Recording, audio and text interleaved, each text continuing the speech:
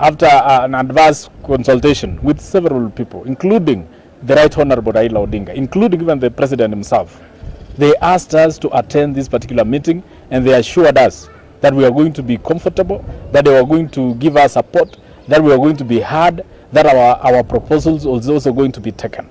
Unfortunately, we arrived in that meeting.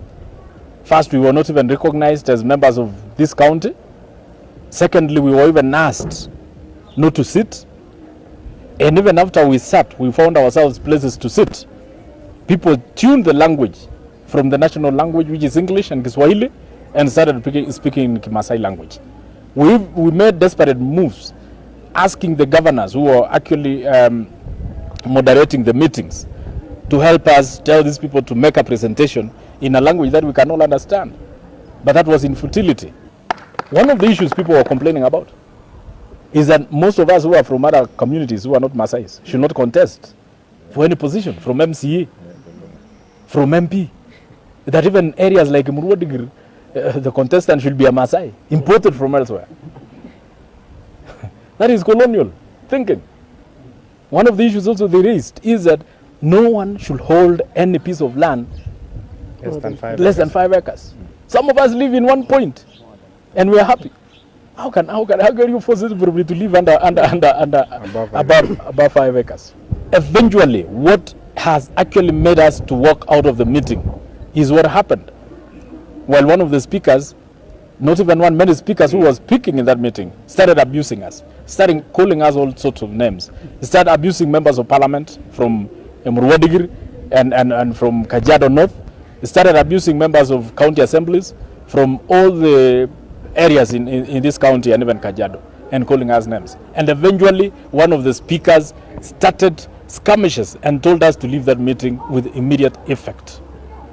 Feeling that our lives were in danger, and given that we were actually a minority in that particular meeting, we had to move out. We had to ask our people, and even them themselves are the ones who asked us to move out of that meeting. What do we want to tell this nation? What do we want to tell this nation?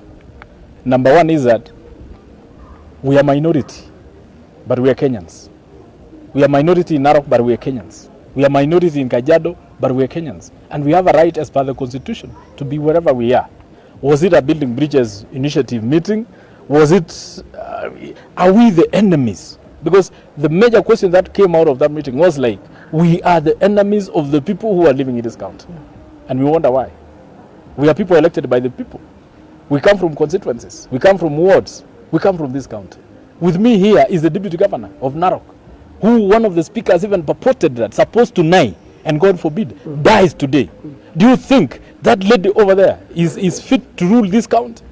You know, such sentiments have really made us, it really wasn't even the relationship we had with these people. So we wish to state clearly that what happened in that particular meeting is unfortunate.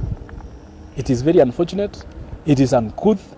It is unacceptable. It is something that we feel it should never happen. It should not even have happened in the first place. And it should never happen anywhere else in this country.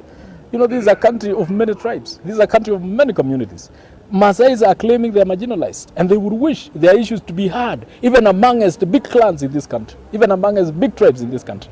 How will those other big tribes feel when in their own counties, where they are supposed also to accommodate even smaller clans? How will those other people feel when they present their issues before them, and yet themselves, they cannot even afford to accommodate other communities who are living in those counties? You know, the law of natural justice says if you want equity, you must give equity. Now we are going back to our homes, and people must know that we come from Narok. We are going back to our homes in Narok. We are not going to move out of this county. And whether our views are taken here in Narok, or even tomorrow, or even elsewhere, we are going to live in this county, and no one is going to threaten our existence in this county. No one.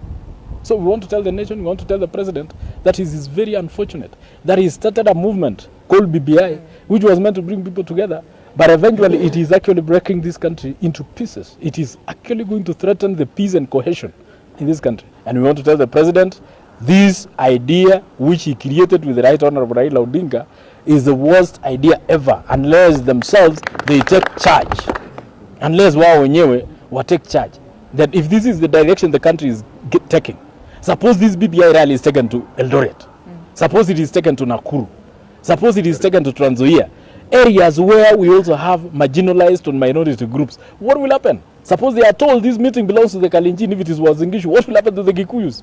What will happen to Luos? What will happen to Luyas who are almost 30% in Wazingishu? And we will wish to tell the president that what happened to us today will also happen to somebody else elsewhere, and therefore if he must take charge, he needs to take charge and tell the planners and the proponents of these particular rallies and meetings to please stick to the constitution, stick to the law. We are not going to attend tomorrow's rally. We are not going to attend tomorrow's rally, and we are going to ask all our supporters in the whole county that let it be what they have done today. Let them attend. We are not going to attend. We have our reservations. You know, sometimes we don't want to risk our lives. We don't want to behave like we are actually forcing ourselves on people. We don't want to behave like we are begging to be in Narok. We are not begging to be in Narok. We are in this county forever, as long as we live. So please, tomorrow's meeting we are not attending. Let the Maasais, if they think it is a Maasai affair, let them do that rally.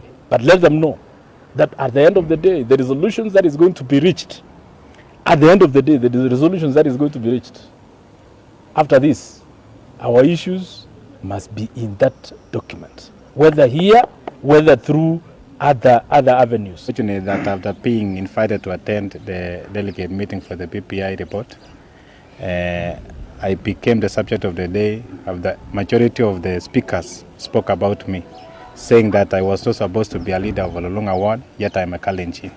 I want to state categorically that I was duly elected to represent the great people of Ololunga Ward, and I was sworn in constitutionally.